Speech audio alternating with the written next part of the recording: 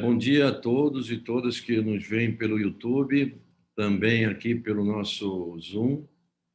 Muito obrigado pela presença de todos. O Confis agradece. Aqui nós temos convidados especiais para o debate, mas também temos convidados que nos ouvem e veem, que não integram a comunidade de fundações, aos meus colegas das fundações também. Bom dia a todos. Essa é a sexta quarta-feira com o Confis. Nós já fizemos a Lei Geral de Proteção dos Dados, já passamos pelo orçamento de 2021, já fizemos uma análise desse orçamento, fizemos uma quarta-feira dessa sobre o home office, sobre aspectos legais e aspectos psicológicos, fizemos uma live dessa sobre os indicadores de desempenho das fundações de apoio, uma com o professor Siddhartha chamada Sonhar é o Futuro, foi a última, todas elas com grande audiência, já ultrapassamos mais de 1.000 pessoas que nos assistiram nesses dias.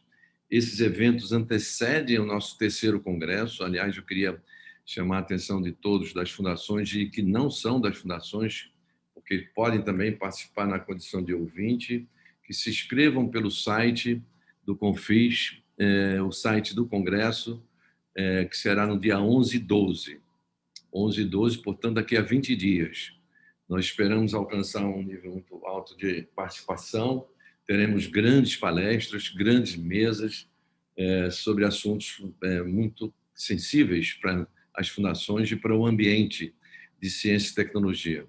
A palestra inaugural será do professor Silvio Meira, o fundador daquele grande projeto chamado Porto Digital, um dos mais importantes parques tecnológicos, criador de empresas de alta tecnologia. Ele é professor da Universidade Federal de Pernambuco e também dá aula no MIT.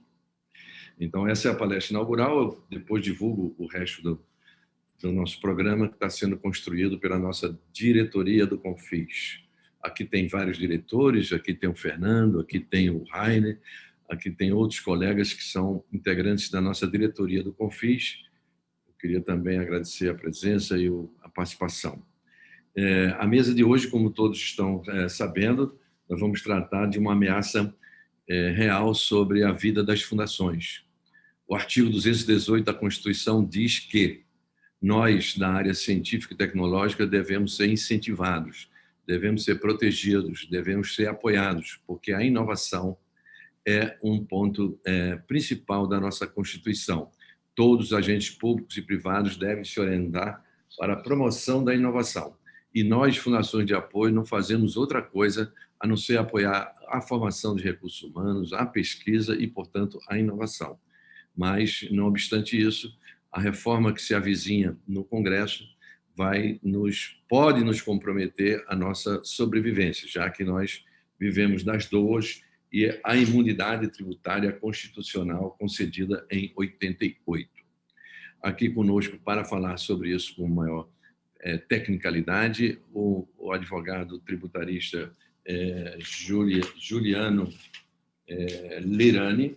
Ele é advogado em Curitiba, ele trabalha no escritório, ele estudou o assunto, ele foi membro do Conselho Regional de Contribuintes do Paraná, foi membro do CARF, do Comitê Tributário da OAB, enfim, tem formação e é um estudioso do assunto. Ele vai nos brindar primeiro com a palestra inaugural e depois nós vamos ouvir os comentários do nosso ex-deputado federal e ex-ministro da Ciência e Tecnologia, Celso Pancera, que também é diretor da Iniciativa de Ciência e Tecnologia no Parlamento, formado pelo Confis, pela SPPC, pela ABC, pelo CONFAP, pelo CONSECT e por outras organizações que compõem a aliança das nossas entidades junto ao Congresso Nacional.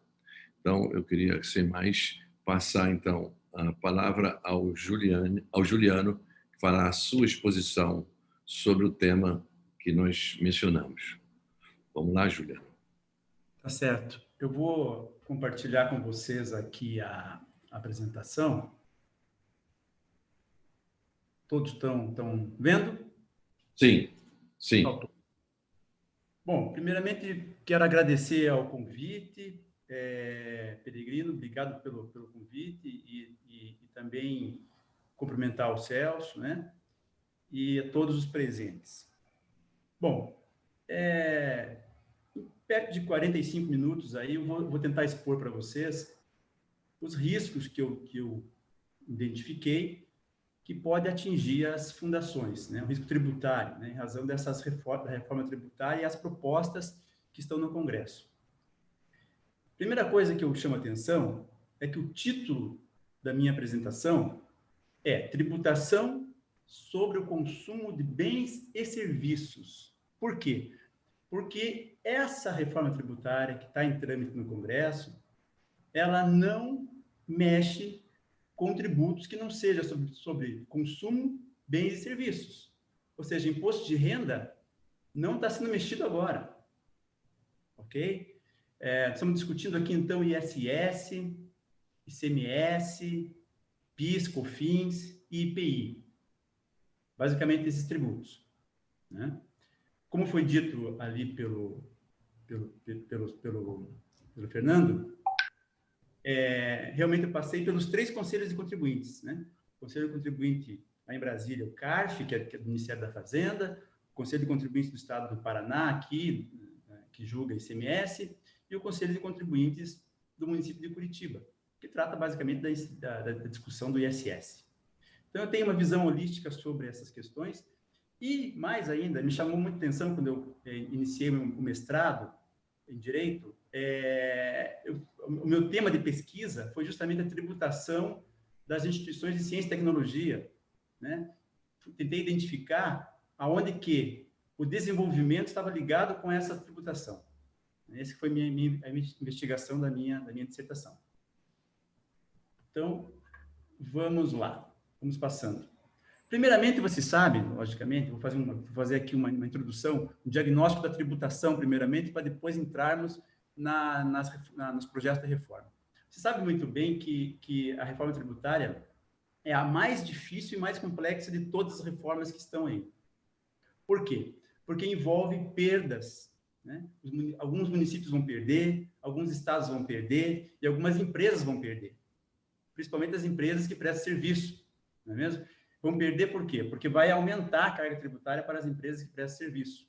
Isso é muito claro, né? Muito claro. Então, essa dificuldade de ajustar os interesses é o que dificulta a reforma tributária. Né? Então, nós vamos perceber que tem 4 propostas de reforma tributária com chance de ser aprovadas. Cada uma dessas propostas tem um viés muito claro, um interesse muito claro de um grupo específico. Vamos tentar identificar aqui quais são esses grupos. Né? Primeiramente, eu fico pensando aqui comigo. Quando eu olho o Congresso Nacional, eu observo que a ciência e tecnologia, as fundações, etc., estão com pouquíssimos representantes. Né? Pouquíssimos representantes. Enquanto o setor ruralista tem quase perto de 50% dos representantes, observei nas emendas a reforma tributária, existem várias emendas a favor dos ruralistas. Agora, existe apenas uma emenda dentro da PEC 110 a favor da ciência e tecnologia. Nós vamos ver daqui a pouquinho. Isso por quê? Porque eu acho que falta uma organização maior do setor, não só de ciência e tecnologia, mas das fundações em geral, da assistência social, de saúde, educação, né, e meio ambiente, etc. Porque nós temos lá, nós sabemos que há, né, diversas confederações, a Confederação da Indústria, a Confederação do Transporte, a Confederação da Agricultura, né, etc. Comércio, e não há uma confederação nacional que reúna todo o terceiro setor. Então, essa falta de articulação, essa falta de organização dificulta muito a levar essas pautas para o Congresso Nacional. Né? Já de início, eu coloco para vocês aqui o texto da Constituição que trata da imunidade tributária. Né? Vocês já devem ter visto várias vezes isso em outras apresentações. Né? Diz lá a Constituição que não pode incidir impostos sobre patrimônio, rendas e serviços, né? Para as instituições de educação e assistência social. Bom, o grande problema que está ocorrendo aqui é o seguinte. Primeiro ponto. O que é educação? Para efeitos técnicos, jurídicos. É aí que está a confusão. Que vejam vocês aqui que não há uma imunidade tributária hoje na Constituição Federal específica para fundações de pesquisa, específica para ICTs, né? Não há. Há lá educação. O que existe hoje em dia é um esforço das fundações em tentar se encaixar no conceito de educação. Esse que é grande esforço, a grande dificuldade. Há uma zona cinzenta hoje na legislação, né? Então, quem consegue judicialmente se encaixar no conceito de educação, muito bem, tem imunidade. Quem não consegue, fica fora. Então, tem fundações que pagam ISS, né? Outras pagam imposto de renda, outras não pagam. Então, cria esse mundo diferente aí, né? Com as mesmas pessoas jurídicas. Já as contribuições sociais, contribuição para a Seguridade Social, né? COFINS, PIS, INSS, contribuição social sobre lucro líquido, a imunidade está prevista aqui nesse artigo 195, parágrafo 7º. E aqui também tem uma dificuldade, porque vejam vocês ali que fala assim, ó, são isentas, são imunes, na verdade, né? São imunes, né, da contribuição para a Seguridade Social as entidades beneficentes de assistência social. E a Constituição não trouxe também um conceito claro do que seja entidade beneficente de assistência social. E aí diz lá, nos termos da lei. E veio a lei 12.101, né, que regula esse parágrafo 7º, e também ali não trouxe as ICTs ou as fundações de pesquisa, né, de inovação, né, de desenvolvimento. Não trouxe. Então, também aqui tem uma grande dificuldade das fundações se encaixarem nesse conceito, né, de entidades beneficentes da assistência social. De repente, se a lei trouxesse, né, fosse feita uma modificação legal, infralegal, e colocado ali essas fundações, teria uma chance maior de conseguir convencer o judiciário. Como não há, cria essa zona cinzenta que dificulta o regime jurídico tributário das fundações. Bom, e aí quando o leigo, né, olha a fundação, né, uma fundação, ele entende que fundação é tudo igual, é como se fosse tudo fruta, né? É tudo fruta, diferença. Não tem banana, não tem laranja, não tem uva, é tudo fruta. Na verdade, não. Na verdade, as fundações têm muitas peculiaridades, muitas mesmo, que tornam mais difícil ainda a identificar a tributação sobre elas. Por exemplo, eu fiz aqui um quadrinho rápido para tentar entender isso. Eu dividi 4 tipos de fundação. Primeira fundação, a pública, né, específica em lei. Citei ali, por exemplo, a Fundação de Educação Alvorada do Sul, que é uma fundação aqui do estado do Paraná, que foi constituída por um município para prestar serviço de educação. Ela é pública por excelência, ela é imune porque ela é uma autarquia, né, imune dos impostos, e no que se refere às contribuições sociais, há uma discussão ali, inclusive foi para o STF, um processo deles, entendendo se poderia dar a imunidade tributária das contribuições sociais, INSS, quadro patronal, dessa fundação que é pública. Vejam vocês, chega a esse detalhe. Já, por exemplo, aqui na fundação, abaixo, a segunda linha, a Fundação Araucária, uma fundação aqui que faz apoio a desenvolvimento e inovação no Paraná, criada por lei, ela é privada, essencialmente privada. Também ela está sendo discutida a imunidade tributária, tanto dela como da imunidade das contribuições sociais, como a imunidade dos impostos, né? Vamos pegar mais para baixo aqui na terceira linha, temos aqui as privadas de apoio, né, da Lei 8.958, como citar aqui a FUNPAR, por exemplo, que é a fundação que dá apoio à Universidade Federal do Paraná, e uma estadual, né, a FUEL, que dá apoio à Universidade Estadual do Paraná. Mesma coisa, aqui fica mais difícil ainda, porque nós temos que encaixar, no que se refere à imunidade dos impostos, essas fundações no conceito de educação. E aí vem a grande dificuldade, porque elas fazem apoio, elas não fazem o serviço de educação estritamente ali, elas fazem um apoio à educação, apoio às fundações, à Universidade Federal e à Universidade de Londrina. Então, a dificuldade que tem é o judiciário e também os fiscais entenderem isso. Por quê? Porque há, na verdade, também aqui um pouco de interesse próprio, né? O fiscal quer arrecadar, ele não quer interpretar como deveria a Constituição e tudo mais. Então, há uma dificuldade disso, né? E, por último, lá na quarta linha, eu citei aqui as fundações que são reguladas ali pelo Código Civil, basicamente a Fundação PTI, que é a Fundação Parque Tecnológico de Itaipu, né, aqui no Paraná, né, que é uma fundação de tecnologia, de agronegócio, de turismo, né, e é privada por excelência. Também tem uma grande dificuldade, porque ela não faz apoio à universidade, ela presta serviço tecnológico, e aí tem essa questão de vincular também no conceito de educação estão com dificuldade lá. E nas contribuições sociais, da mesma forma, né? Da mesma forma.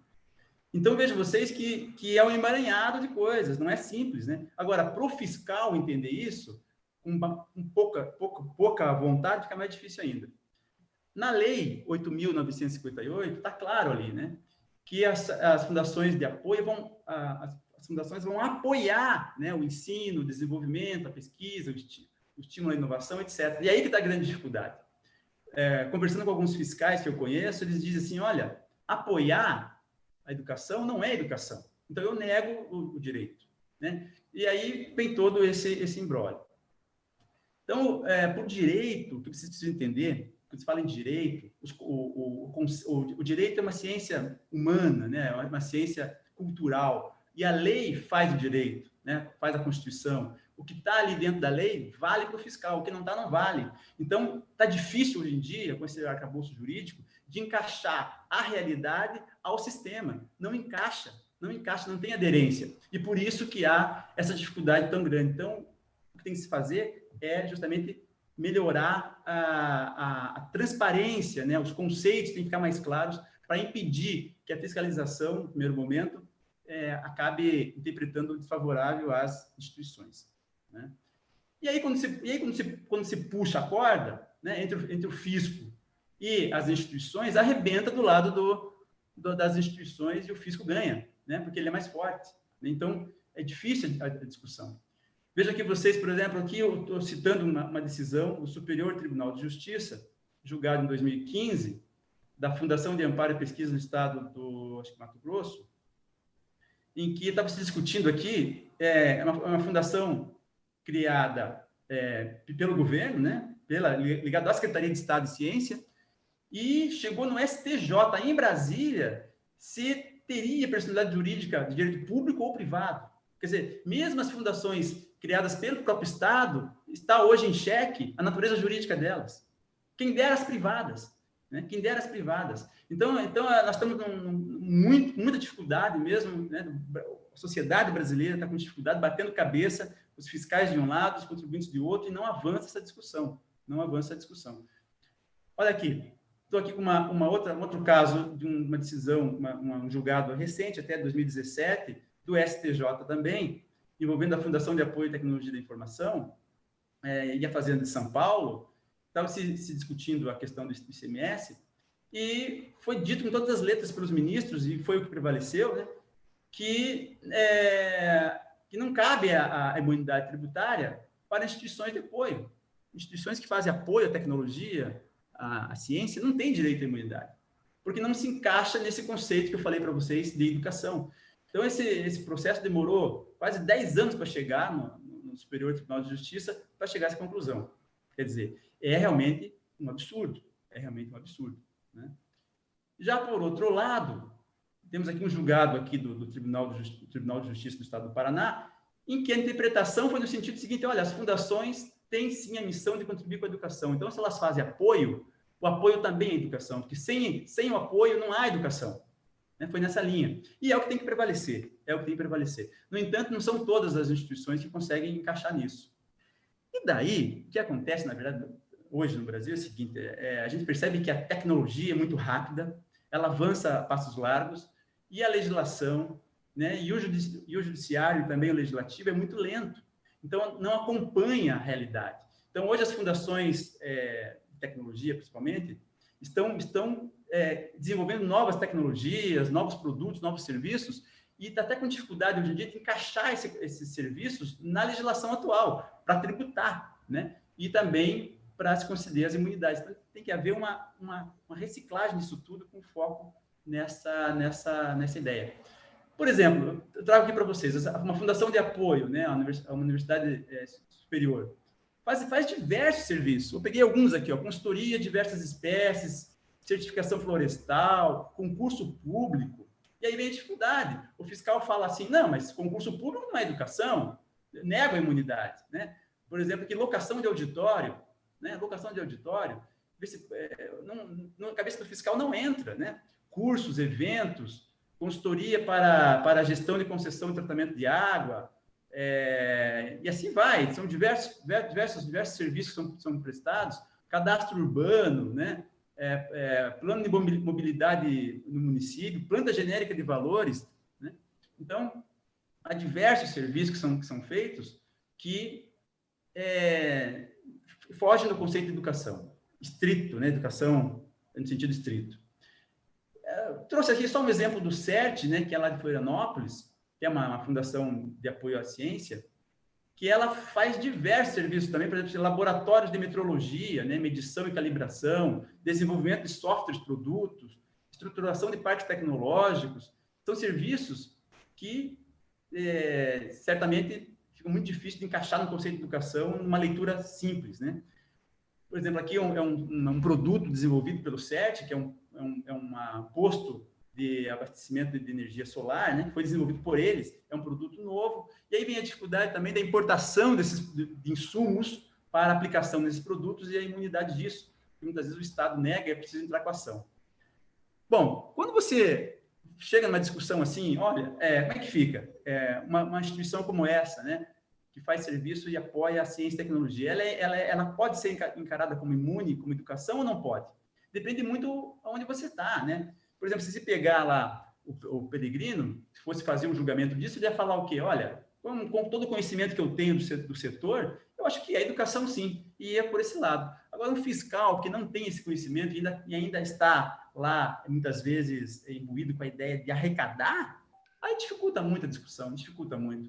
E o pior é que o judiciário também, muitas vezes, não atento a essas discussões, não entendendo, também acaba indo favorável ao fisco. Então nós, o que eu penso assim? Nós, enquanto advogados do setor, né, e vocês, enquanto fundações, não podem deixar a interpretação disso na mão do fiscal. Esse que é o ponto. Tem que estar muito claro na legislação hoje, muito claro o que pode e o que não pode. Porque se você deixar mais de dúvida, a interpretação vai ser pró-fisco. Isso que quero que fique claro, né? Aqui um exemplo também do Instituto Eldorado, que também faz pesquisa, né? Foi dito aqui em todas as letras, que eles conseguiram a imunidade tributária, uma discussão de ISS, lá no Tribunal de Justiça de São Paulo, e eles fazem pesquisa, basicamente, né? E aí teve uma perícia, e na perícia falou o seguinte, olha, o perito falou assim, olha, eles fazem educação, diferentemente das diversas instituições que tem por aí, o Eldorado tem projetos claros de desenvolvimento na área de informática, telecomunicações, né? Tem convênios com instituições, com a PUC, com a Unicamp, por exemplo. Então, essa discussão veio dentro do processo e acabou ganhando. Só que nem sempre o advogado é habilidoso para poder jogar a discussão para o lado da perícia e tentar resolver isso, né? Bom, aí, olhando a lei, né? Olhando a Lei de Diretrizes e Bases da Educação, está muito claro do meu ponto de vista, eu que fiz o mestrado focado nisso e minha linha de pesquisa é sobre isso, que as instituições de ensino e pesquisa estão albergadas no conceito de educação pelo próprio artigo 1º da Lei de Diretrizes e Bases da Educação, como está colocado aqui. Também, como foi dito lá, o artigo 218 está muito claro que o Estado promoverá e incentivará o desenvolvimento científico. Então, o que está faltando hoje é que o juiz, muitas vezes, não interpreta a Constituição como deveria. Porque se interpretasse dessa forma, com o artigo 218, daria a imunidade tributária, né, encaixando no conceito de educação. Não é mesmo? Daria. E, além do que, precisa ficar claro, né, que a Lei 9.394, que é a Lei de Diretrizes e Bases, ela cria um conceito tríplice para a educação, né? E esse conceito tem que ser respeitado, está na lei isso.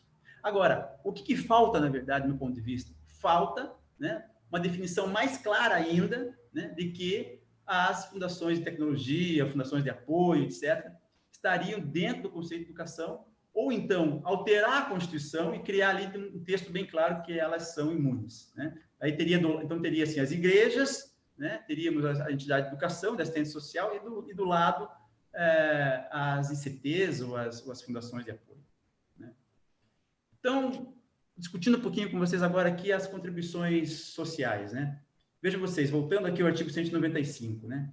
Diz lá, como eu falei, que, né, são imunes as contribuições para a Seguridade Social, né? As entidades que atendam os requisitos da lei. A gente sabe que tem hoje ainda tem muitas instituições que não conseguiram encaixar no conceito de educação para efeitos dessa imunidade constitucional. Não conseguiram. Porque lá na lei infraconstitucional, diz lá que só pode ter a imunidade de instituição de educação, estrito senso, aquela com quadro, giz e professor, né? assistente social e saúde. Então, a grande dificuldade que tem está aí, né? Encaixar nesse conceito. E daí, o que sobra? Se você não tem imunidade tributária muito clara e não consegue judicialmente, cabe a possibilidade de você, fundação, discutir outras teses que são discutidas também pelas empresas. Por exemplo, aqui, a contribuição previdenciária é 20% da folha, né? As empresas têm ganho, né? Têm ganho algumas dessas despesas, entendendo que é ressarcimento, por exemplo. Se é ressarcimento, não tem que incidir o INSS, né? Por exemplo, pagamento dos 15 dias de afastamento do trabalho por incapacidade. O judiciário está dando, diz lá que não incide a contribuição previdenciária. Então, às vezes, muitas vezes, você não ganhou a imunidade, mas você pode discutir, né, o aspecto da não incidência aqui em outro patamar, né? Só uma consideração, né? E veja que interessante, né? Falando de COFINS agora, né? Se você não tem imunidade da COFINS, você vai discutir a isenção da COFINS, que é um outro patamar, porque a imunidade é constitucional, a isenção é legal, né? Por exemplo, aqui tem a Fundação de Estudos Sociais, estudos e pesquisa socioeconômica, né? Foi uma discussão que teve com a União, justamente por isso, eles têm uma receita, né? E foi tributado com COFINS, né? E aí, há uma isenção específica na medida provisória 2.158, que as associações não pagam a COFINS, né? No entanto, a instrução normativa da Receita Federal, a 247 de 2002, ela restringe o conceito de receita própria a somente aquelas receitas que a fundação recebe em razão de uma doação que se faça ou de uma mensalidade de um associado. Quando a natureza é contraprestacional, ou seja, você recebe, a fundação recebe um valor para prestar um serviço, aí a Receita Federal não aceita a isenção. E no judiciário as fundações têm conseguido. Aqui é um exemplo, né? Então, veja, é uma isenção que está hoje na lei, na medida provisória 2.158, que com a reforma tributária acaba. Essa isenção acaba. Nas 4 propostas de reforma tributária, a isenção da COFINS acaba. É bom deixar bem claro isso. Então, hoje, o que eu percebo? Há um perigo muito grande, né, por parte das fundações, porque muitos contadores que operam no dia a dia com essas fundações desconhecem o regime jurídico de cada uma delas, entendem, eu dou treinamento aqui no Paraná para o CRC, né, o Conselho Regional de Contabilidade, e muitos contadores me falam assim: olha, Juliano, a fundação que eu atendo, ela é declarada de utilidade pública, então ela já é imune. Não tem nada a ver, não é isso que vai definir a imunidade ou a isenção. Utilidade pública não tem relação com isso, são outros requisitos.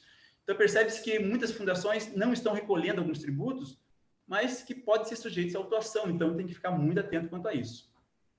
Bom, feito esse diagnóstico, vou entrar rapidinho agora nas propostas de reforma tributária.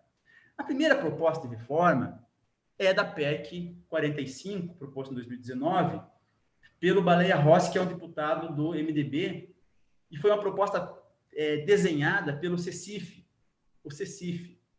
o relator Aguinaldo Ribeiro. E aí eu pergunto para vocês, alguém sabe o que é o CECIF? O CECIF é uma empresa, né, que acabou desenvolvendo o texto da reforma e encaminhou o Baleia Rossi. E o Baleia Rossi encampou. Essa foto, por que serve? Serve para demonstrar que o terceiro setor perdeu o bonde, perdeu o barco. Porque, veja, essa PEC 45, a data para propor as emendas era até novembro de 2019. No entanto, o terceiro setor está chegando atrasado nessa discussão. Está chegando atrasado, né? Tanto da PEC 45 quanto da PEC 110. Chegando atrasado, porque não podem mais apresentar emendas, né?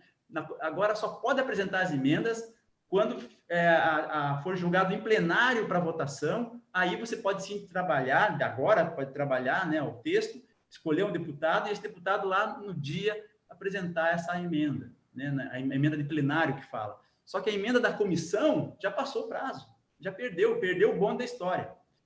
E eu quero dizer para vocês que eu estive na BIPT, que vocês devem conhecer, a BIPT é parceira aí da Confies, né, a BIPT, e expus para eles isso, né? Estou falando para vocês. Vamos fazer, eu ajudo a elaborar um texto mais claro para a imunidade, etc., a isenção.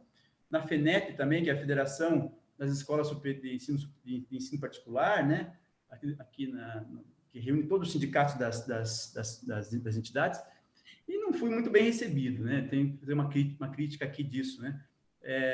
Mas, no entanto, quando você vai analisar hoje as emendas que estão lá, elas não estão sendo, não são totalmente benéficas, né? E favoráveis às instituições.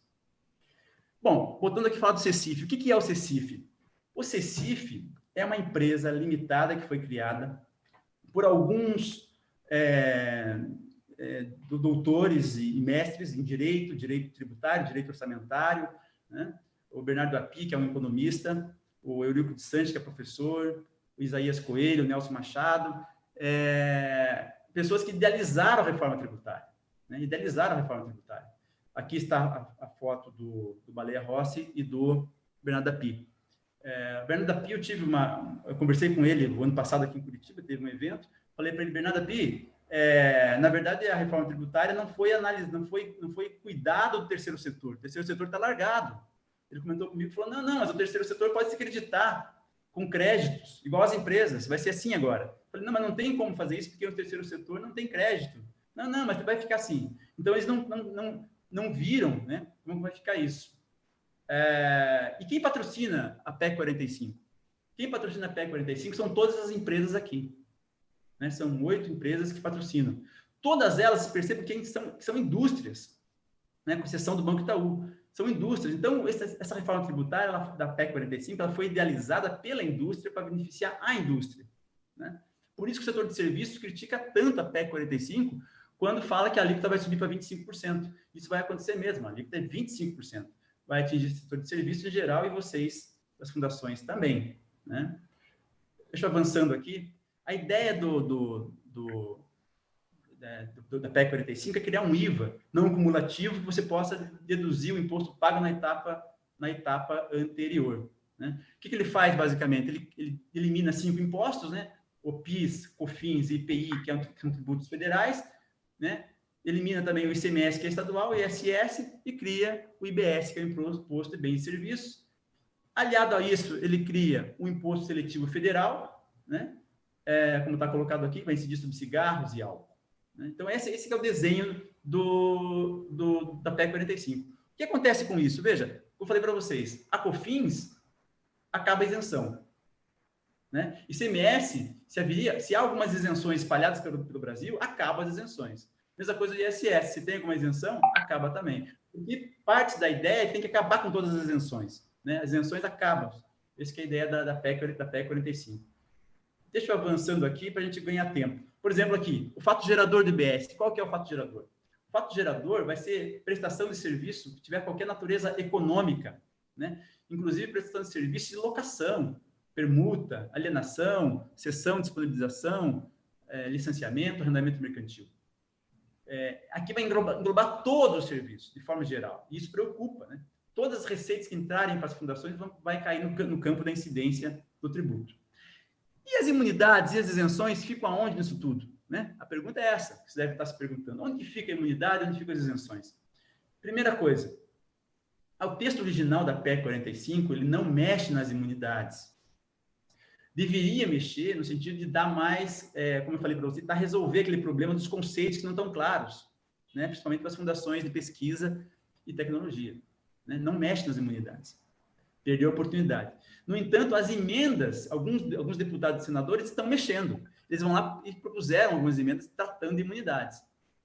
As isenções, o que falou a PEC 45 foi o seguinte, que não será, aqui ó, no artigo 152A, parágrafo 1º, não será objeto de isenção. Então, acabaram as isenções. Porque qual que é o princípio da PEC 45? Que durante 50 anos no Brasil, os lobbies das empresas, setor automobilístico, setor de medicamentos, setor de combustíveis, foram feitos vários lobbies no Brasil inteiro e tem um retalho hoje de ICMS legislativo, né? Um retalho de ICMS, um retalho na legislação de IPI, ISS. Então, eles querem acabar com as isenções. Passa uma régua, não tem mais isenção, vão partir do zero, começar do zero. Só que daí que foi o erro, do meu ponto de vista?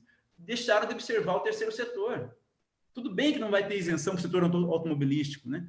Mas o terceiro setor está fora disso. O terceiro setor auxilia o Estado, né? Então, faltou esse cuidado da PEC 45, que os senhores agora, sabendo disso, vão tomar consciência para se organizar, para poder tomar as rédeas do seu próprio futuro, né?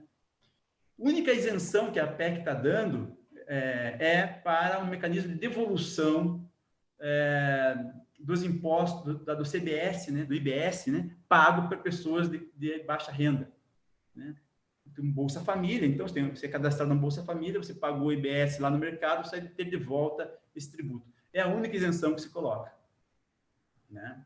E aí vieram as emendas, né? Por exemplo, lá o deputado Moisés Rodrigues apresentou a emenda 33 na PEC 45, que eu tive cuidado de ler. Eu li todas as emendas, viu? De cada uma das PECs. E ele está dizendo o seguinte, que as instituições de educação básica, educação superior, educação profissional, elas ficam imunes do IBS.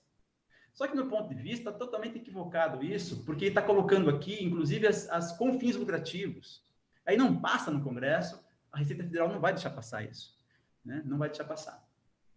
Ainda apresentou a emenda 34, que fala o seguinte, que as instituições de educação, saúde e assistência social são imunes conforme o requisito da lei complementar. O requisito da lei complementar foi só um aditivo ali, porque já estava previsto no texto original a lei, né? Requisito da lei, ele só acrescentou o complementar. Não altera nada também. Na PEC 45, ainda apresentou a emenda 35, que diz o seguinte, que não incide sobre folha de salário a contribuição, né, as contribuições. Para que isso? Porque o setor de serviços de educação é muito penalizado com a tributação da folha de salários, né? Mais de 50% do custo deles é folha de salário. Então, eles acabaram dizendo que não incide sobre folha de salários. Lógico que o setor as fundações seria beneficiado com uma emenda dessa. Seria beneficiado, né? No entanto, eu acho que ele poderia ter construído um texto melhor. Agora, para vocês entenderem a PEC 45, como é que vai funcionar? Assim, vai ser uma transição de 10 anos para o contribuinte. 10 anos. No primeiro ano vai ser uma edição da lei, etc. No segundo ano vai ser testes, conforme colocado aqui, né? Vai ser um ano de testes. Aí o IBS começa com a alíquota de 1%, né? E os tributos, ISS, COFINS, PIS, IPI, etc., vão reduzindo proporcionalmente até no final de 2 anos e as linhas, a receita ficar totalmente no IBS e acabar a incidência sobre os 5 tributos mencionados.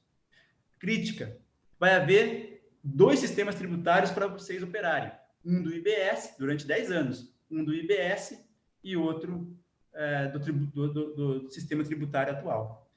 Essa é uma transição necessária para ser feita, né, do meu ponto de vista. Bom, vamos para a PEC 110. PEC 110 é uma PEC já originada lá de uma PEC anterior, da 293, de 2004. O Luiz Rauli, que era deputado pelo PSDB, não é mais deputado, ele é ex-deputado, apresentou esse projeto, essa PEC. O Senado acolheu a PEC do Rauli, porque ele não tem mandato, né, acolheu. Então, nós temos 2 PECs. Uma PEC, a PEC 110, tramita no Senado, e a 45 que tramita na Câmara. São duas PECs, então, diferentes, uma em cada casa. Preciso entender isso. Bom, essa PEC 110, ela tem um viés dado pela Receita Estadual. Foi feito aqui um estudo, um trabalho elaborado pelos auditores da Receita Estadual, ICMS, basicamente. Porque vocês vão perceber aqui que é um tributo que um tributo estadual que vai ser feito, que é o ICMS, né?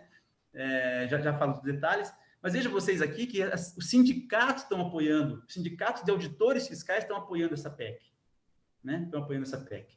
Principalmente o sindicato aqui do Paraná, que é da Auditores da Receita Estadual do Paraná, né? E o Raul, ele é homenageado pelos fiscais, é muito querido pelos fiscais, todo mundo sabe disso. Qual que é o objetivo da PEC 110?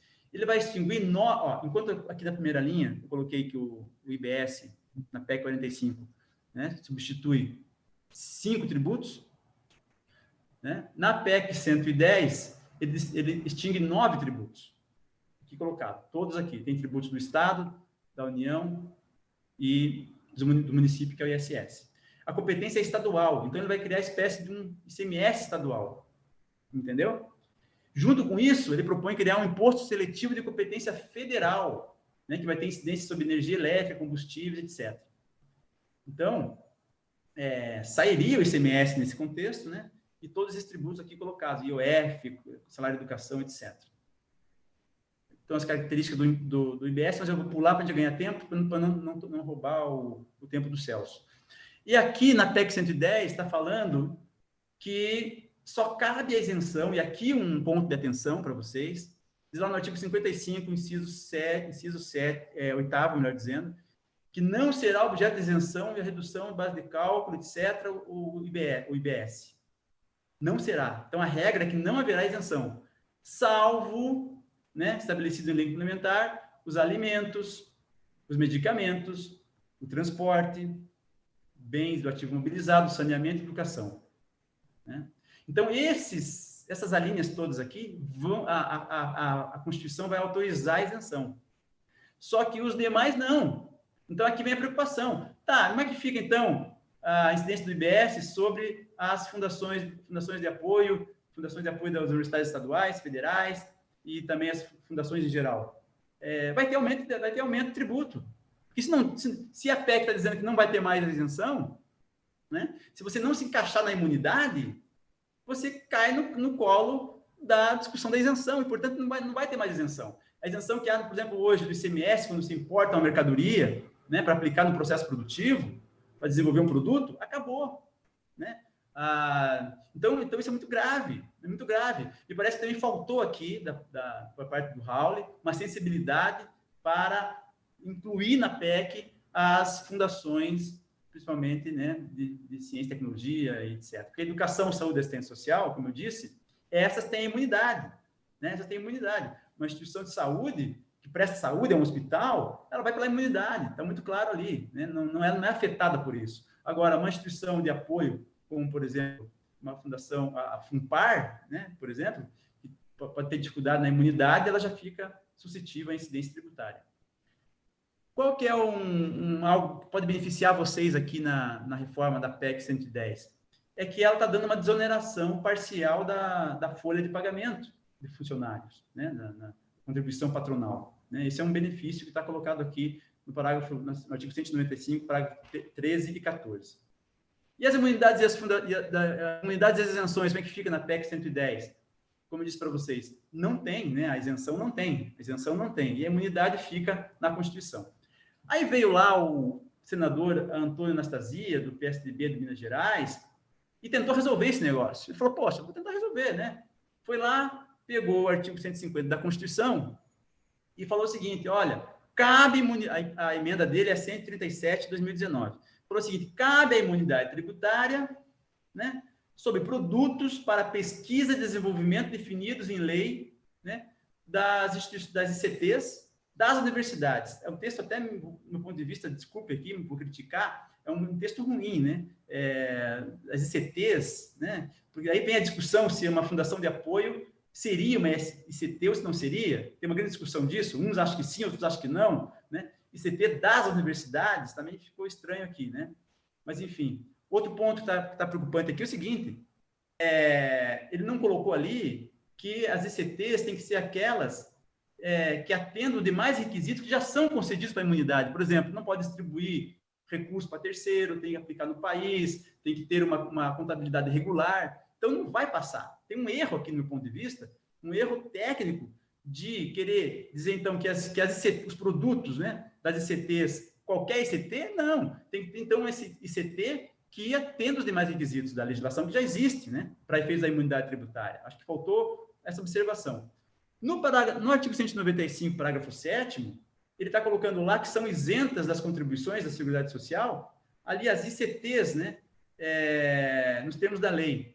Novamente, aqui, me parece um equívoco, porque é errado usar isenção, porque no Brasil, durante muito tempo, houve um erro na Constituição usar isenção, quando tem que ser imunidade. Quando se usa isenção, dá margem da administração pública limitar esse direito por medida provisória, portaria, decreto, e quando é lei complementar, quando fala de imunidade, só pode restringir por lei complementar. Então, tem um erro aqui técnico muito grande, que a pessoa que fez não entendeu a diferença da imunidade e da isenção.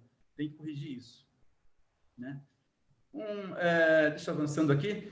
Um outro projeto que tem é do governo federal. Bom, esse já é um projeto de lei 3887 de 2020, é um projeto de lei, é o PL, né, 3887 de 2020. Esse projeto de lei tem a cara do Paulo Guedes, foi idealizado pelo Ministério da Economia, pelos técnicos ali. Só que, na verdade, novamente aqui, o governo federal chega atrasado, perde o bonde da história, porque a discussão da reforma tributária está muito avançada, já nas outras duas PECs, né? Ele chegou atrasado com uma reforma parcial, só com a ideia de unificar, né? Criar a CBS, que é uma contribuição de bens e serviços, com a alíquota de 12%, vejam vocês, 12%, unificando PIS e COFINS. Qual o grande problema disso? O grande problema disso é, novamente, que está acabando com a isenção que hoje há, da COFINS, né, e jogando a alíquota para 12%. Então, se uma fundação hoje, né, ela não gosta, não consegue entrar no gozo da imunidade, ou é caçada a imunidade por algum motivo, né, ela cai numa alíquota de 12%. Né? Por exemplo, aqui, vejam vocês o texto do artigo 21 do PL 3887 de 2020, desculpe. Fala lá assim, ó, veja que absurdo. São isentos da contribuição de bens e serviços os templos de qualquer culto. Outra coisa, por que são isentos da contribuição de bens e serviços? Porque nós estamos falando aqui não da imunidade. A imunidade, as igrejas, os templos, os partidos políticos já têm imunidade dos impostos. Estamos falando das contribuições, né? Vamos deixar bem claro isso. Contribuições, que é o PIS e o COFINS. Então, são isentos da contribuição de bens e serviços os templos de qualquer culto, os partidos políticos, os sindicatos, os condomínios, e aí eu acrescentei ali no inciso 5º as fundações públicas e privadas.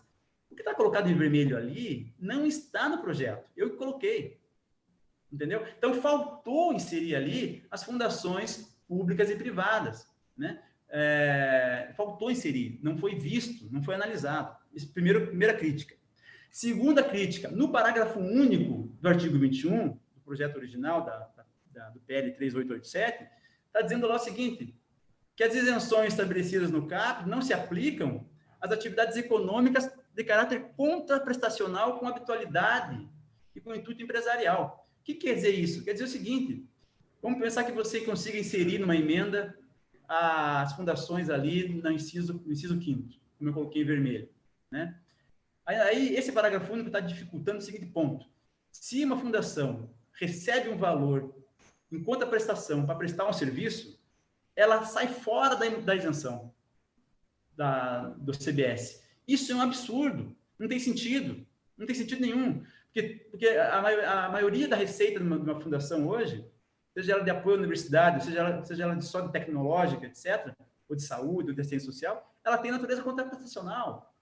Então, na verdade, você dá de um lado e tira do outro. Né? A natureza contraprestacional é a essência de uma instituição dessa. Né? Então, tem que corrigir muita coisa aqui, muita coisa no PL 3887. Ainda, continuando aqui, no artigo 2º do PL 3887, está dizendo lá o seguinte, veja que absurdo aqui, ó, que a CBS incide sobre o oferimento de receita bruta, de que trata o Decreto-Lei 1598 de 77. Meus amigos, tem aqui uma grande arapuca, tem aqui uma grande casca de banana. Por quê? Porque esse decreto 1598, que eu trouxe a redação aqui abaixo em azul, está dizendo o seguinte, que incide o tributo sobre a receita bruta. Ou seja, tudo que entrar na contabilidade de uma fundação vai ser objeto de tributação com a alíquota de 12%. É projeto de parceria? 12%. É uma contraprestação para prestar um serviço de desenvolvimento? 12%. Ou seja, não vai fugir nada. Vai entrar tudo no campo de incidência da contribuição. Por último, existe também um projeto de lei, um movimento do Simplifica Já. O Simplifica Já, poucas pessoas estão falando, mas está ganhando corpo, e eu preciso aqui comentar com vocês também que há uma possibilidade de ser aprovado no Congresso. O que é o Simplifica Já? Simplifica Já é uma emenda substitutiva global que ganhou o número de 144/2019, a PEC 110. O senador Major Olímpio, de São Paulo, que propôs essa emenda substitutiva. Aí, Pancera, espera um pouquinho. Desculpe. Pancera, você vai debater com ele na sexta-feira. Passa esse macete aí. Estou vendo. Está anotando. Vamos lá. Obrigado. Vamos entender o que aconteceu. Essa PEC 110, Simplifica Já, é uma PEC municipalista, né? Os municípios demoraram para perceber, mas perceberam que a PEC 110 e a PEC 45 estavam prejudicando eles, porque ia roubar, digamos assim, o ISS da competência dos municípios. E o ISS é o tributo que mais sobe a arrecadação em razão das novas tecnologias. Então, os municípios falaram assim, opa, não, eu não aceito essas duas propostas, vou apresentar a minha. E veio a proposta deles. O que quero alertar os senhores? Que no site do Simplifica Já, né, vocês vão perceber, né, o primeiro quadrinho aqui em cima é a Brasf. O que é a Brasf? A Brasf é a Associação Brasileira de Secretarias de Finanças das Capitais. Essa proposta do Simplifica Já é uma proposta idealizada pela Brasf, que são as 27 capitais, os 27 prefeitos, né, das maiores cidades do Brasil. Eles que identificaram que vai haver uma queda da receita, portanto, encabeçaram essa proposta. Eu trouxe ela para debate com vocês, porque não se está falando muito dela, embora essa proposta tenham feito já apresentação em audiência pública na comissão mista do Congresso, da reforma tributária, né? Ela está ganhando força. Primeiro, por quê? Porque a Frente Nacional dos Prefeitos, segundo quadrinho aqui, Frente Nacional dos Prefeitos, está apoiando a reforma, né? A Associação Nacional dos Auditores Fiscais também, de tributos municipais, está apoiando a reforma. E agora ela está ganhando adesão do setor de serviços. Por exemplo, aqui, a Central Brasileira do Setor de Serviços, né? A Febrace está entrando também nisso, né? Aqui embaixo, no último quadrinho, lá embaixo, o SESCAP, que é o Sindicato das Empresas Contábeis do Paraná, também está entrando. Entendeu? Então, o que está acontecendo? O setor de serviço está percebendo que é uma boa opção de reforma para eles. Basicamente, por quê? Porque eles estão acabando ou reduzindo muito a tributação da folha de salários, né? Que é o que prejudica muito, né? A tributação prejudica muito o setor de serviços, né? Então, avançando aqui. Ela mantém o ISS, como eu falei para vocês, é uma proposta municipalista, ela mantém o ISS, elimina a lista de serviços que tem do ISS, tem uma lista enorme de serviços hoje, elimina, todo o serviço vai ser prestado, com exceção daquele que incide o ICMS, todos os demais vão haver incidência do imposto, é um cadastro único, né? Imposto seletivo nacional, ele propõe uma unificação de PIS e COFINS, criando um nível federal, portanto, é aderente à proposta do governo federal, né, do PL, né? Então é um projeto que acaba agradando os outros dois setores, né? Duas propostas, né? Desoneração na folha, como eu disse, que é o essencial, né? Etc. Vamos avançando aqui. Indo já... tá aqui, outra preocupação. Se vocês forem olhar no artigo 156, inciso 3º, está dizendo o seguinte lá, que incide o imposto, né, sobre serviços de qualquer natureza, né, entendido como fornecimento de bens tangíveis, tais como pesquisa, desenvolvimento, jardinagem, etc. Tal, né, exceto os serviços de natureza estadual e intermunicipal e de comunicação, que são de competência do Estado. Avançando um pouquinho mais aqui, deixa eu avançar para vocês, para ganhar tempo. Olha aqui, ó, como eu disse para vocês, está prevendo aqui a possibilidade, aí favorece vocês, né, do setor de serviços, né, que não incidiria daí sobre a folha, né, a folha, e teria mais ou menos assim, a folha de salário e demais rendimentos de trabalho pago de pessoa física que lhe presta serviço mesmo sem vínculo empregatício, etc., a exceção dos benefícios relativos a transporte, assistência médica. Então, tiraria esses benefícios aqui da base de cálculo, né, educação, né, que são indenizações, né, nessa ideia. Isso reduz a base de cálculo, né. Também aqui, interessante, no parágrafo 9º, está falando que as atividades econômicas com porte grande teriam uma redução maior da contribuição, né? Seria diferenciada a alíquota. Isso também favorece os grandes prestadores de serviços. Juliano, 45 minutos. Ok, mais um minuto só. Bom, meus amigos, disso tudo que eu falei, são as 4 propostas de reforma tributária. As 4. Tem que estar atentos. Porém, tem um último detalhe aqui, 42 de segundo tempo, que eu acho que vocês também têm que ficar atentos, que é o projeto de lei número 40 de 2019, do deputado Bibo Nunes, do PSL do Rio Grande do Sul. Por quê? Porque esse projeto de lei é muito importante para vocês, em razão de que ele regulamenta o artigo 195, parágrafo 7º da Constituição. Essa aqui é a última slide, tá? Ele regulamenta o artigo 195 da Constituição, parágrafo 7º, que fala da imunidade das contribuições sociais, PIS, COFINS, contribuição social sobre o lucro líquido, INSS, né, 20% da cota patronal. Ele regulamenta justamente essa imunidade. Ela substitui a Lei 11.101, que trata hoje das imunidades, até porque essa lei foi julgada pelo STF na DIN 4880, agora recentemente, parcialmente constitucional. Então, vai precisar refazer essa lei, né? E por isso que esse projeto é tão importante. Então, eu acho que vocês têm que estar atentos a ele, fazer um trabalho muito bom ali de análise, né? Bom, meus amigos, é isso. Desculpe a pressa, mas eu tive que apurar, porque são muitos slides, muita informação. Espero que vocês tenham entendido, né, o recado. Passou o bonde, mas eu acho que ainda dá tempo de resgatar isso, né, desde que se faça um trabalho grande para recuperar o leite derramado. Obrigado e fico à disposição. Muito obrigado, Juliano. Foi muito boa a sua exposição, abrangente. Você fez um trabalho de pesquisa muito importante. Confesso que ler essas emendas todas, centenas de emendas, de leis, essas nuances todas, é um trabalho realmente meritório. A gente precisava ter esse panorama que você deu e apresentar também, talvez, algumas janelas através das quais as fundações possam entrar em defesa das suas conquistas tributárias, ou pelo menos evitar que percamos alguma delas. Então, eu queria, sem mais delongas, depois a gente pode debater o que você falou, passar para o nosso ex-ministro Celso Pancella, para ele fazer a sua exposição. Bom, bom dia, Peregrino. Bom dia, doutor Juliano. Eu também gostei muito desse enfoque, né, muito voltado para as fundações, a questão da área de educação, né? Eu vou fazer uma abordagem, Peregrino, muito rápida. Eu tinha uma apresentação que eu fazia quando eu participava da comissão que analisava o projeto do Áureo como deputado. Eu selecionei algumas lâminas que eu vou apresentar e depois eu vou fazer uma avaliação sobre o momento político que está agora, na minha avaliação, o Congresso. Só pediria só para o meu amigo Juliano, se ele poderia retirar a apresentação dele, para eu colocar a minha, e é muito rápida, né?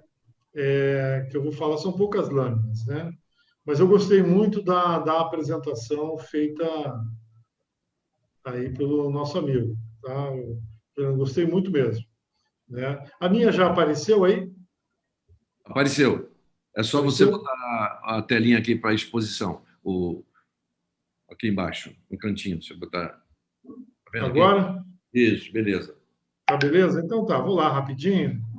Bom, aqui, primeira coisa que eu abordo é o seguinte: o Brasil não tributa muito, o Brasil tributa mal, tá? Essa linha cor de roxa em cima aí são dos países de renda alta da OCDE, tá? E a azul é a tributação brasileira sobre o PIB. Isso eu fiz esse trabalho, como eu falei, no tempo do mandato, eu não avancei para esses últimos anos, mas eu fui procurar esse trabalho, que eu participei da comissão especial que analisava a lei do Raul, né? E você tem aí embaixo as tributações média-alta, América Latina e renda média-baixa. Mas a do Brasil, ela se equivale, ela chegou nos anos 10, aí, nessa década, né, no meio dessa década agora, tributando mais ou menos como tributa a OCDE. O problema é como ela tributa, que é ruim. Veja, o Brasil, ele tributa... Por que o imposto é ruim no Brasil? Porque ele é regressivo. Ele sobrecarrega muito taxa de consumo e não vai na renda. E essas, a gente pôde ver na apresentação do doutor Juliano, que continua a mesma lógica. Perdão, deixa eu voltar aqui, não era isso que eu queria. Continua a mesma lógica, né? O Brasil continua se preocupando com tributo, com consumo, e não com renda, né? E quando você tributa consumo e serviço, você tributa sobre quem ganha menos. Veja a Dinamarca. A Dinamarca tributa pesado sobre renda. Nova Zelândia, né? E o Brasil não. O Brasil ele vai muito pouco sobre ganhos de capital e renda e excessivamente sobre a questão do consumo, né? E isso torna o sistema tributário brasileiro muito injusto, né? Porque você já tem um país muito desigual do ponto de vista da renda e quando você vai tributar também tributa mal, né? A gente está vendo agora aí como subiram os consumos, o consumo, né? A lista de consumo, né? Os produtos de consumo das famílias mais pobres, né? E os tributos incidem sobre elas, o que piora. A outra questão é quem tributa. Veja só, quem tributa no Brasil é o governo federal. O governo federal tributa mais quase 70% dos tributos. Os estados 25% e os municípios, que é onde a vida acontece no dia a dia, 6 ponto alguma coisa por cento. Isso é uma outra distorção enorme que tem a ver com a relação entre os entes federativos. Isso torna os estados e os municípios muito dependentes das transferências do governo federal e distorce o sistema político. O que acontece? O cara se elege prefeito, ele tem que procurar logo se acertar a vida com o governador e com o presidente, e se elege governador, ele tem logo que acertar a vida com o presidente, senão ele não tem dinheiro para governar. E isso distorce a ação política dos partidos e a representação popular do voto, né? Por isso que nós temos uma estrutura tão pouco ideológica nos partidos. Tem a questão agora da cláusula de barreira, que vai tendo a eliminar parte dos partidos, mas você não resolve esse problema aí, que é essa enorme distância entre os entes federativos, né? Que o governo nacional ele detém os recursos todos. O Rio de Janeiro, por exemplo, ele arrecada em torno de 200 bilhões de impostos federais por ano, né? E o governo do Estado do Rio de Janeiro está pedindo agora para prorrogar o pagamento da dívida por 3 anos, porque tem uma dívida impagável. Quando privatizaram o Banerj e o governo assumiu a dívida do governo federal, assumiu a dívida do governo do Estado, a dívida do Estado do Rio de Janeiro é de 7 bilhões de reais. De lá para cá, o Estado do Rio de Janeiro pegou em torno de 35 a 40 bilhões de reais de empréstimo para fazer obras de infraestrutura, Olimpíada, Copa do Mundo, PAC, essas coisas. Pagou mais de 100 bilhões e deve 170.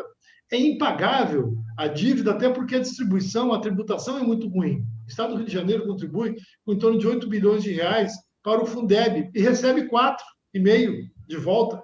E aí, quando chega numa crise como essa que estamos vivendo agora, não tem como financiar o Estado.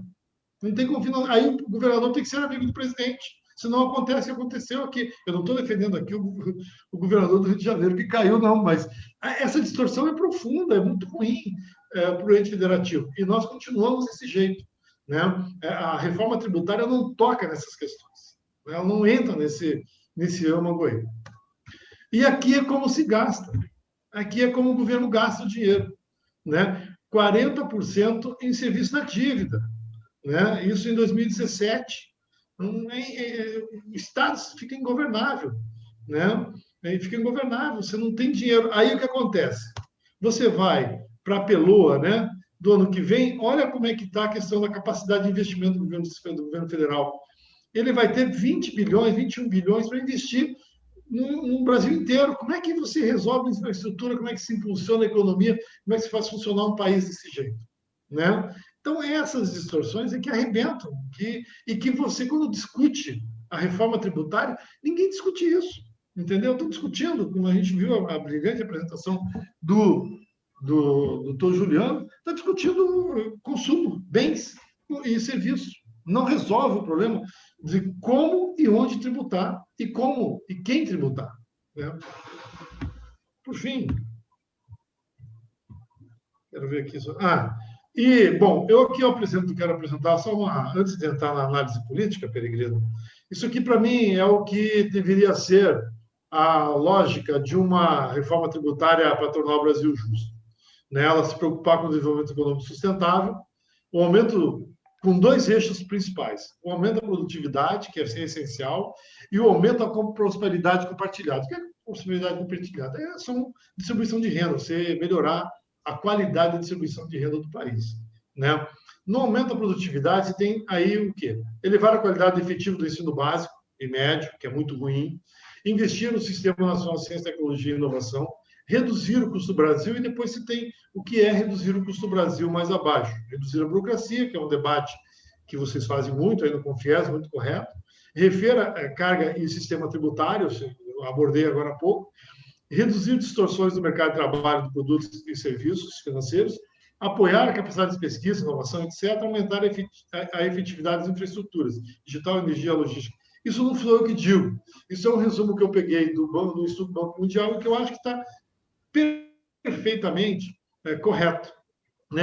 E no outro eixo, que aumenta a prosperidade compartilhada, políticas de inclusão econômica dos mais pobres, esse debate agora maluco, né, de dar uma bolsa de R$300 para as pessoas, não tem dinheiro, estão dizendo que não tem dinheiro. E o governo tem um colchão de 500 bilhões de dólares disponível, só em 500 bilhões de reais, só do que ele ganhou no câmbio do colchão financeiro que tem fora do Brasil. Né? Nós temos um debate, o Peregrino participou recentemente, né, no ICTP, né, Peregrino, em que a visão dos dois economistas é o seguinte: não existe um parâmetro estabelecido e comprovadamente científico de endividamento máximo e mínimo que uma nação pode ter, particularmente uma nação como o Brasil, que a dívida dela é toda na moeda nacional, que você tem uma moeda soberana, é um país soberano, que tem toda a dívida. Isso foi um grande legado do Lula, foi transformar a dívida do governo, a dívida pública do governo, em dívida nacional, na moeda nacional. Né? E isso dá ao Estado soberania para decidir o seu funcionamento econômico. E a Europa está super endividada, os Estados Unidos não param de se endividar e estão tocando a vida. Né? E aqui as pessoas botam teto de gasto e não funciona o país.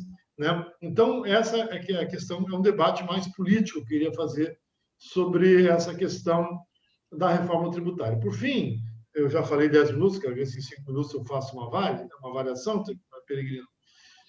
Eu não consigo ver esse Congresso aprovando uma reforma tributária. Por quê? Porque não tem liderança de governo. O governo não lidera. O governo é disléxico. Vocês viram hoje a crítica que o presidente fez ao ministro da Saúde. Ontem o ministro da Saúde fez uma fala sobre a questão da vacina chinesa e hoje o presidente desautorizou ele publicamente. Eu, se no lugar dele, eu jamais participaria desse governo, mas no lugar do ministro, pedi demissão na hora. Humilhe as pessoas do seu governo em público, humilhe os seus parlamentares em público. Não consegue estruturar uma reforma desse tamanho. Todos vocês acompanharam, em fins de 2019, o governo mandou para o Congresso 3 emendas constitucionais, que eles diziam que iam reorganizar o Estado brasileiro.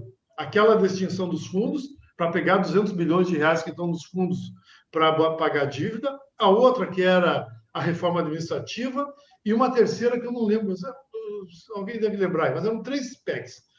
Todas elas estão paradas no Senado, elas não avançaram. Já se passou um ano e o governo não conseguiu avançar naquelas PECs. Imagina uma matéria tão complexa como essa. Óbvio que a gente tem que estar atento e desfazer o debate. A gente tem que procurar, Peregrino, acho o senador Anastasia, e melhorar aquela emenda dele, aquela emenda apresentada aqui pelo doutor Juliano. Por quê? O Anastasia, o senador, já mostrou que ele entende o que é o funcionamento de uma fundação de apoio. Até porque ele já foi... O Anastasia, ele já foi de uma fundação de Minas e é amigo do Confis, já recebeu um troféu do Confis. E já nos ajudou 2 vezes. Já ajudou, então, ele é parceiro. Eu acho que o doutor Juliano poderia nos ajudar a elaborar, né, um conjunto de iniciativas, melhorar aquela PEC da Anastasia, porque eu não tenho dúvida que se a reforma tributária andar para valer, eles vão aceitar a emenda, eles vão ajeitar as emendas para poder votar. Eles vão acertar isso aí.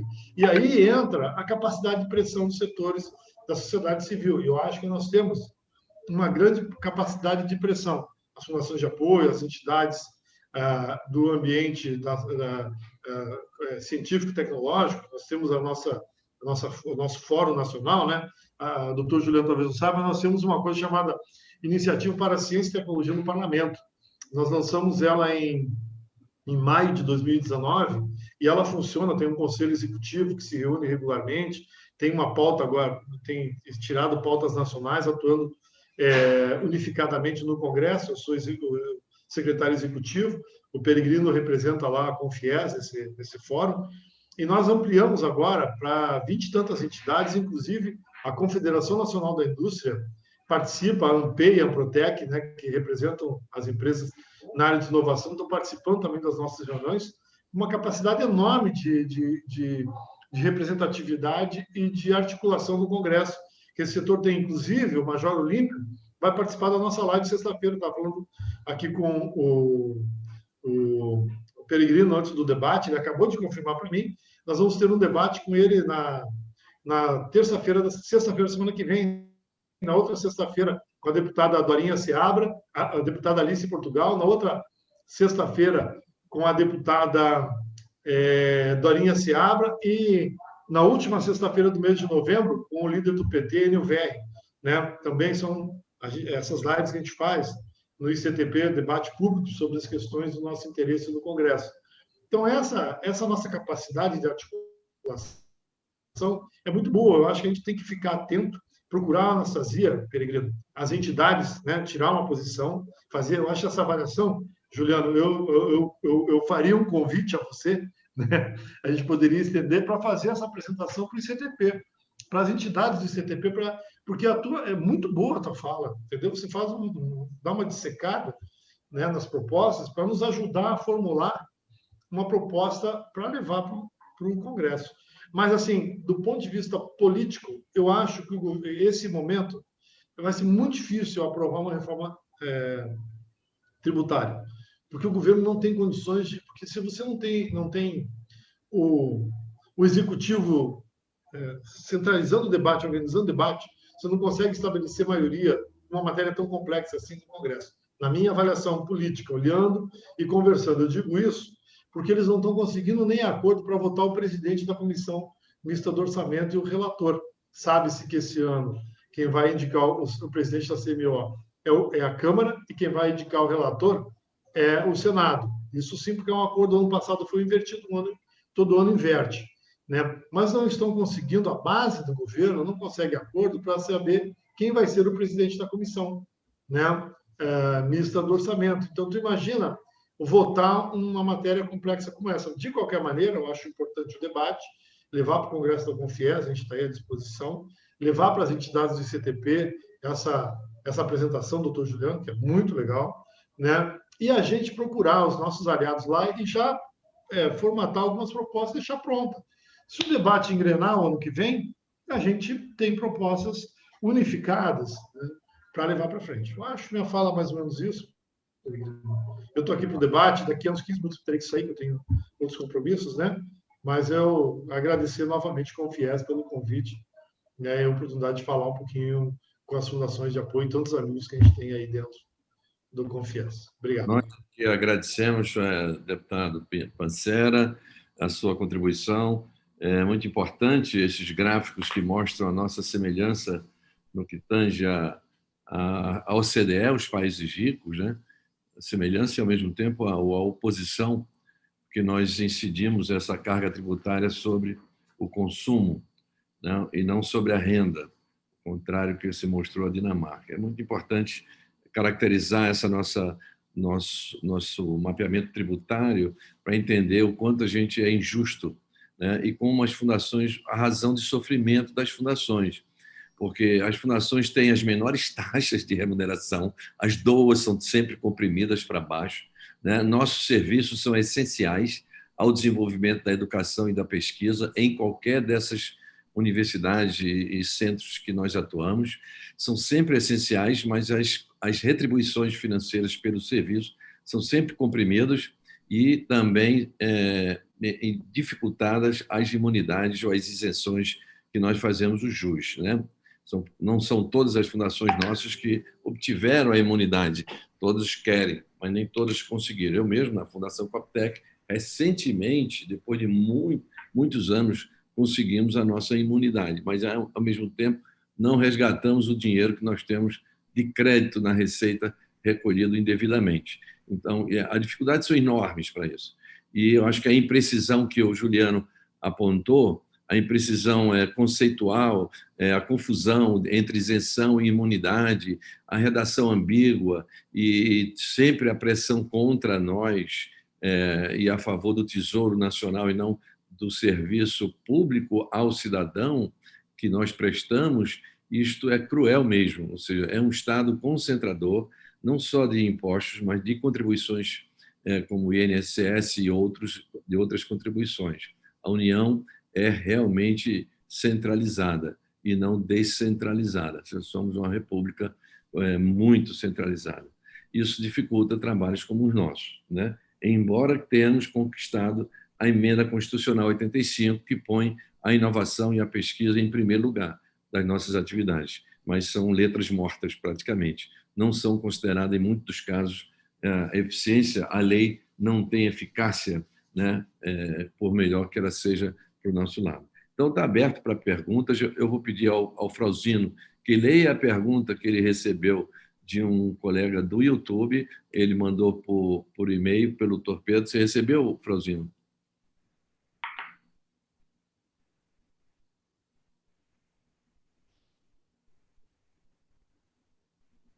Pode ligar o som. É melhor você ligar o som.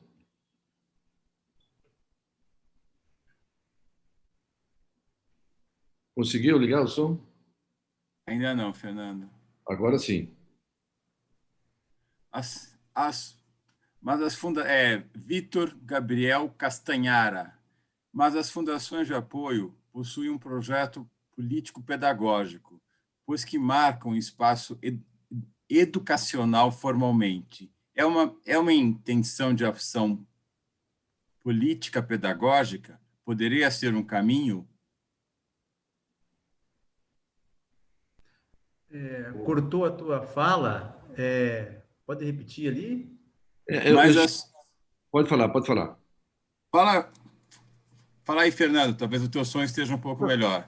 Não, o que ele está dizendo, o que o Vitor está dizendo é o seguinte: para caracterizar a Fundação de Apoio como um espaço educacional, que é essa polêmica que você colocou, ou seja, nós não somos de educação e somos de educação, ele disse: se a Fundação não tiver uma política educacional, pedagógica, não ajudaria isso. Não ajudaria. Entendi. Não, o que acontece é o seguinte: veja como uma coisa é maluca, né? A Receita Federal ela defende, basicamente, que só pode ter a imunidade dos impostos do artigo 150 da Constituição e das contribuições sociais lá do artigo 195, quem tem a natureza educacional estrito sensu, que é giz, professor e quadro negro.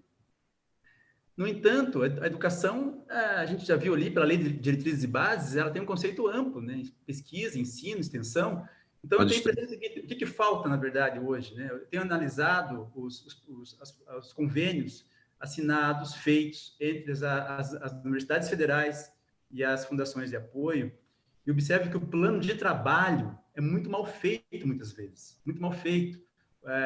Tem que se envolver, no meu ponto de vista, primeiramente, alunos, né, de pós-graduação, doutorado, mestrado, ter a descrição muito clara da atividade desse aluno, né, na ideia da pesquisa aplicada, né?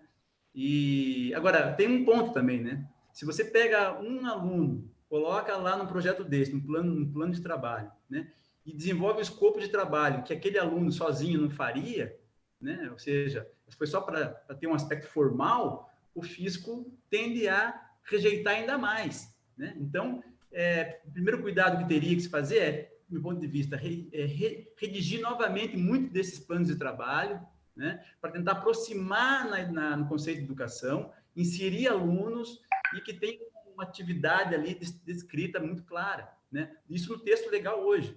E também a parceria com a fundação, não só para fazer o apoio à universidade, como já tem o convênio, né, conforme a lei, mas também parcerias com outras faculdades, outras universidades para pesquisa aplicada ou específica para alguns pontos, né, alguns produtos. Isso aí também dá uma amarração no conceito de educação. Outra coisa é a mudança dos estatutos, né? Muitas vezes tem lá muitas fundações que não colocam claramente no seu estatuto o serviço de educação, né? Tem que trabalhar o conceito do estatuto, né? E, além disso, também, para fechar, a questão contábil é essencial nessa imunidade, né? Ou seja, a forma de contabiliza, a forma de receita de despesa, toda uma regra que as fundações muitas vezes não observam. Então, acho que seria tudo isso, né? É uma soma de fatores, com a legislação hoje, né? Mas conhecendo a cultura arrecadatória das secretarias de Fazenda, do Ministério da Fazenda e do Estado brasileiro, se a gente não for muito claro, como você falou, sobre a nossa missão educacional, a nossa missão constitucional, nós não vamos conseguir, é difícil conseguir, mesmo quando formos claros, não é verdade? É verdade. E, Fernando, outra coisa, eu tenho observado na prática, enquanto julgador, né? Eu fui lá, como falei para você, julgador administrativo do CARF em Brasília, no Conselho do Estado aqui no Paraná e no Conselho do Município. O que eu percebia? As fundações faziam suas defesas, né, contra a autuação do Estado, Município e União, e jogavam os convênios ali dentro, né? Não havia um trabalho técnico, jurídico, de construção desse conceito, extração do conceito de educação a partir dos documentos, né? Então, esse trabalho também é essencial. Não basta a instituição jogar ali que ela é sem fins lucrativos, que ela não distribui receita e que ela apoia a ciência e tecnologia. Não basta. Tem que trabalhar mais, né, para poder convencer os fiscais e, eventualmente, num conselho de contribuintes, né, ganhar a simpatia e o voto de um auditor fiscal e derrubar isso no administrativo, sem precisar ir em juízo, não é mesmo? Temos uma pergunta aqui do Fernando Júnior. Ele diz o seguinte, a você.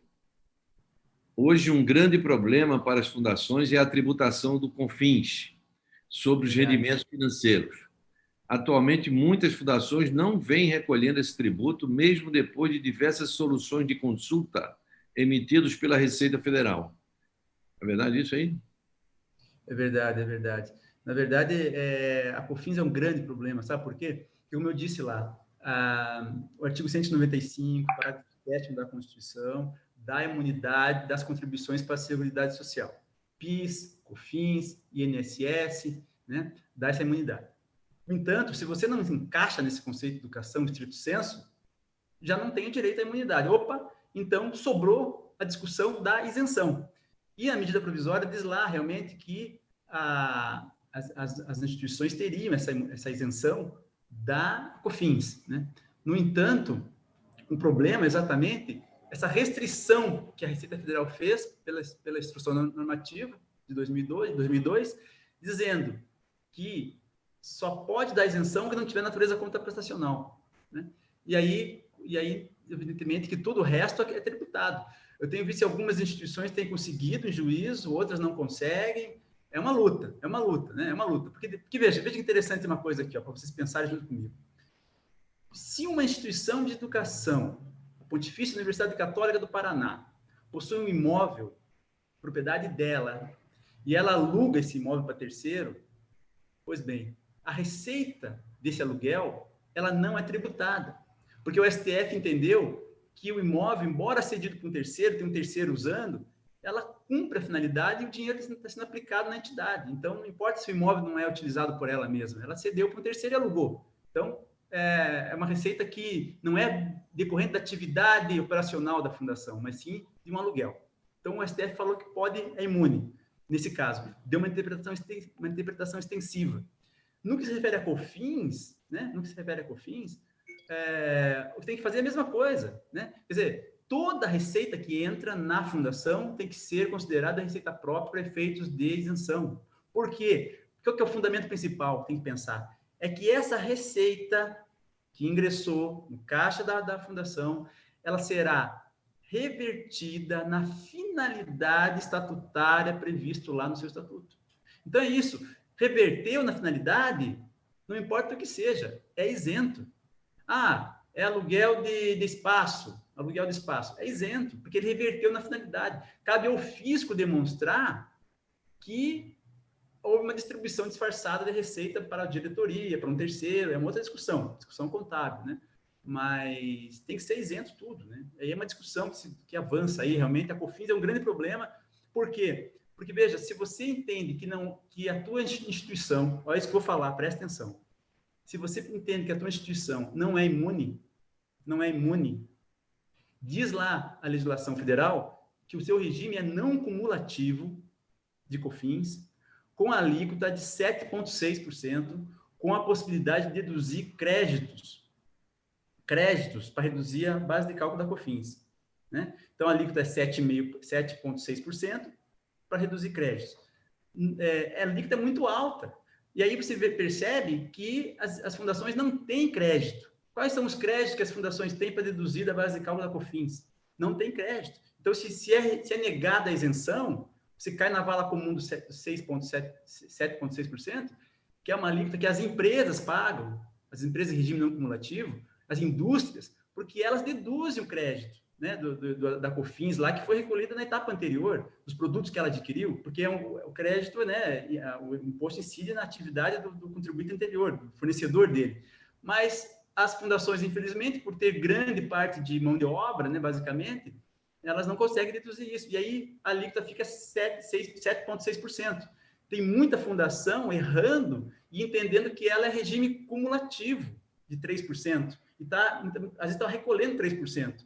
Quando, na verdade, né, ela não é, né, da visão da Receita Federal, né, ela não entrando no conceito de educação, ela tem que recolher COFINS de 7,6% em regime não cumulativo. Então, tudo isso são questões que têm que ser debatidas junto com a contabilidade, né? Enfim, é muito complicado, né? Eu queria chamar a atenção. Quer falar, parceiro? Eu tenho que sair, que eu tenho um compromisso. Eu agora tenho que trabalhar um pouquinho. Tá bom. Isso aqui agora. Agradeço a você. Tá. Não, eu estou sempre à disposição. Infelizmente, não posso ir até o final do debate hoje. Tá. Foi um prazer assistir essa aula aí do Dr. Juliano. Nos ajude a encontrar o caminho do Congresso. Todos juntos. A gente não pode se surpreender, de repente aparece uma reforma aí, a gente está sem nada na mão para poder colocar. Né? Vamos construir as nossas propostas. Eu acho que tem que deixar uma proposta com a ajuda do Juliano, uma proposta de emenda constitucional e de lei também, né? Ou seja, que... Isso. Só para fechar, o que aconteceu foi o seguinte, né? O programa Futurice do governo federal tirou a atenção de vocês. A reforma tributária estava correndo solta de um lado e vocês se preocupavam com o Futurice de outro. Então, né? Esse foi o problema. Vamos lá. Eu vou falar. Então, Pancera, muito obrigado, Pancera. Volte sempre. Tchau. A casa é sua. Eu queria ler as duas últimas perguntas. Nós não vamos poder encerrar depois do horário. Eu vou ler as perguntas aqui do Max. Ele diz que o parecer do Roque Carrasa, publicado pelo Confis, considera o pagamento de bolsa como promoção de qualificação para o mercado de trabalho, que é o objetivo da educação e da assistência social. Então, portanto, ele está dizendo que caracteriza, mas eu queria que você comentasse rapidamente, porque o tempo está curto. O Vinícius... Eu vou fazer logo todas que tem aqui. O Vinícius pergunta, eu acho que ele é da FEC, entendo que falta legislação específica para o terceiro setor, em especial as fundações de apoio. Na questão contábil, fiscal, faltam normas e entendimentos. Observamos uma grande diferença de tratamento na questão contábil, como existe uma mudança no julgamento do fato gerador das fundações de apoio no que diz respeito ao reconhecimento de suas receitas, isso que você acabou de falar. Acredito que isso possa influenciar na interpretação das isenções. O César diz, as fundações sobrevivem e têm como fonte principal a DOA, que é o custeamento para pagar as suas despesas operacionais e administrativas. Como poderia ser tributada uma receita que não agrega valor ao patrimônio da fundação? Apenas serve para atender uma atividade do Estado. Por fim, o Leonardo. Tal condição atual será estendida, inclusive, aos fundos patrimoniais autônomos, que possivelmente não serão considerados imunes, de forma que as doações poderão ser tributadas pelo ITCMD e CONFIS sobre o ganho do capital. Esse ITCMD é estadual, alguns estados têm, outros não têm. Passa a você, Juliano, para você fazer os comentários gerais antes da gente... Na verdade, assim, o ITCMD realmente não é objeto da análise aqui. Né, o projeto da PEC 110 toca na TCMD também, mas é pontual, não afeta muito. Mas a questão aí, realmente, da contabilidade, eu acho que é essencial, como disse o colega. Como disse, eu percebo que há muita confusão na forma de contabilizar, né? E precisa mais atenção quanto a isso, porque a imunidade tributária ela é muito trabalhada na contabilidade. Muitas vezes você consegue até superar essa fase de encaixar a fundação no conceito de educação. Consegue.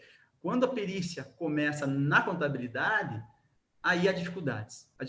E às vezes o fisco ganha ali no detalhe, né, justamente da forma de contabilizar, primeiro ponto, né? A questão da bolsa, realmente concordo com o parceiro do Roque, é isso mesmo, e a Receita Federal cada vez mais está flexibilizando essas questões, entendendo que tudo é ligado à educação e, portanto, não haveria incidência, né, dos tributos aí, né? Bom, de forma geral, eu acho que é isso, sabe? Acho que falta um regramento maior, melhor, né, específico para as fundações e do terceiro setor em geral, né? Falta um marco do terceiro setor tributário, né? Nós falamos muito em marco do terceiro setor, vocês ouvem sempre, a Lei 13.019, mas ela não tem uma linha de direito tributário ali, né? Ali é parceria com o poder público, né? Basicamente isso. Se você pega a lei das OS, também não tem uma linha de tributário. Pega a lei das OCIPs, também não tem uma linha de tributário. Mas, Juliano, desculpa interromper. Toda vez que a gente põe alguma coisa tributário, vem a Receita e corta. Por exemplo, os fundos patrimoniais tinham um capítulo inteiro sobre as isenções dos fundos patrimoniais. Eles cortaram de uma vez só, fica até mais simples. Ou seja, toda vez que a gente insere numa lei não especializada, como eles chamam, né? Fala-se de tributo, eles vetam tecnicamente. Isso tem que ir para uma lei específica. Só que eles usam essa técnica, essa malandragem, na hora de fazer o projeto. Eles colocam dentro de projetos de lei que não são tributários, tributário, quer dizer, então dois pesos, duas medidas. Mas, o vento sopra aqui, não sopra lá.